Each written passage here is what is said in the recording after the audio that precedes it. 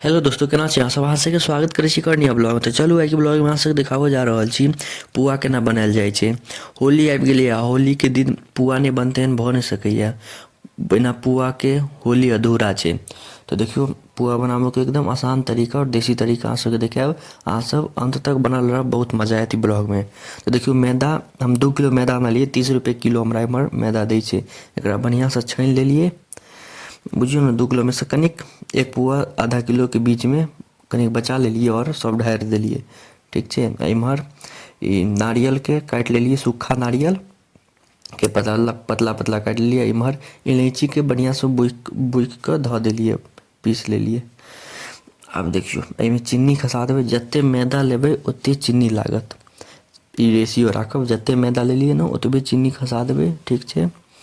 एक नंबर भऽ जायत। ओहिके बाद फेर आब एकरा बढ़िआँसँ मिला लेब। ठीक छै। ई मिलेलाके बाद हल्का मिलेबै, ओहिके बाद एहिमे पानि डालि देबै। देखियौ पानि कतेक डालबै से हम अहाँके देखा दै छी। अहाँसब कनिक देर तक बनल रहिऔ, एहिमे पता चलि जायत।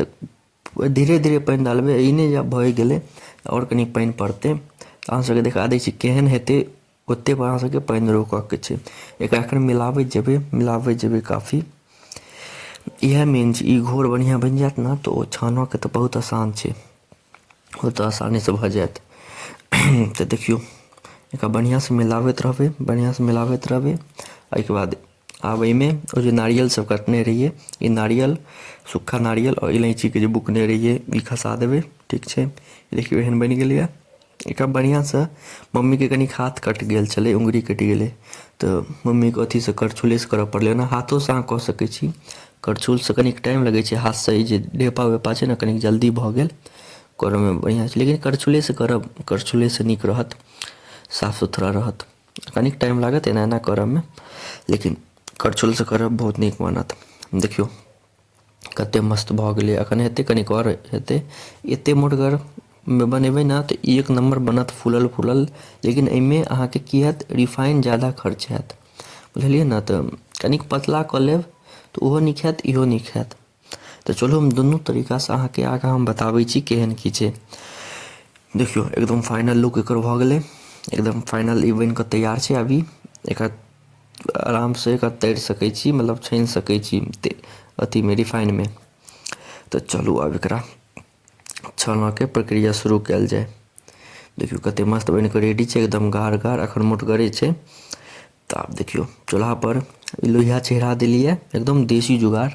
आओर ओहिके बाद एहिमे फॉर्चूनके रिफाइन डालि देलिए। ई हमरा एम्हर रिफाइन दै छै 140 रुपये किलो, तऽ 1.5 किलो एहिमे लागत।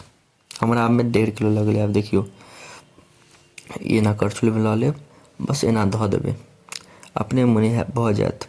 देखियौ एहिमे अगर जगह हेतै तऽ एगो आओर धऽ देबै, नहि तऽ पहिले एकरा हुअऽ देबै, ओहिके बादे दोसर देबै। देखियौ कतेक सुन्दर फुललै पूरी जकाँ, एक नम्बर। ई बाहर निकलतै ने तऽ एक नम्बर लागत। आ खायमे जे एतेक स्वादिष्ट होइ छै की बताउ अहाँसबके। अहाँसबके तऽ मुँहमे पानिए आबि जायत, एतेक नीक होइ छै। देखियौ जगह छलै तऽ एगो आओर धऽ देलिए बढ़िआँसँ।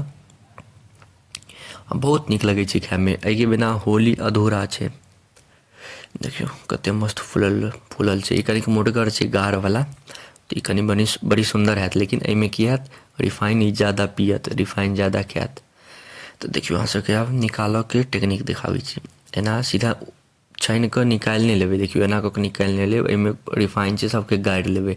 बड्ड रिफाइन ई पियै छै, तऽ एकरा गाड़ि लेब। देखियौ कतेक सुन्दर भऽ गेलै। ई देखियौ एकदम चिपकि गेलै, से होइ नहि छै। एतेक सुन्दर मोलायम, एतेक फूलल, हमरा तऽ देखिके मुँहमे पानि आबि रहल यऽ। अहाँसब बताउ कमेन्ट कऽ कऽ अहाँसबके केहन लागि रहल यऽ। तऽ आब देखियौ सबटा धीरे धीरे निकालैत जेबै। दोसरो निकलि गेलैए। देखियौ दुनू कतेक मस्त लागि रहल छै। ओहो ई मोटगर गाढ़के छै, एतेक सुन्दर फूलल फूलल देख रहल छियै। ई एतेक बाँकी छै आ ई दूगो एहिमे पड़ल छै। तऽ एनाही अपन होइत रहतै धीरे धीरे। देखियौ धीरे धीरे एनाही होइत रहतै। बहुते छै, हम तऽ बुझियौ ने 1.5 किलोसँ ज़्यादाके बनेलिए। तऽ हमसब कनि जादे बनाबै छी, हर सबचीज क्वान्टिटी कनि हमर सबके जादे रहै छै। देखियौ एतेक बनि गेलैए, एतेक बाँकी छै। आब अहाँसबके फाइनल बनलाके बाद देखियौ पूरा बनि गेलै। आब की भेलै, बादमे कनि पानि दऽ देलिए, ओहिके बाद पतलो पतलो बनाबऽके छलै। तऽ कतेक मस्त बनि कऽ रेडी भऽ गेलै। ऊपर से कड़क अंदर से मुलायम एकदम मस्त बन के तैयारी है। अहाँ सब बताओ अहाँ सबके केहन लागल। और एक बाद हम दही बाड़ो के ब्लॉग डालब, दही बड़ा केना बनै छै ओहो बहुत नीक लागत। देखियो कते मस्त बन के तैयार छै, खाओ एकदम बढ़िया से। होली के दिन अहाँ सबके होली के हार्दिक शुभकामनाएं। अहाँ सबके एते देर तक देखो के लिए धन्यवाद। नीक लागे तो लाइक कमेंट शेयर सब्सक्राइब जरूर करब। मिलै छै अगला ब्लॉग में। धन्यवाद।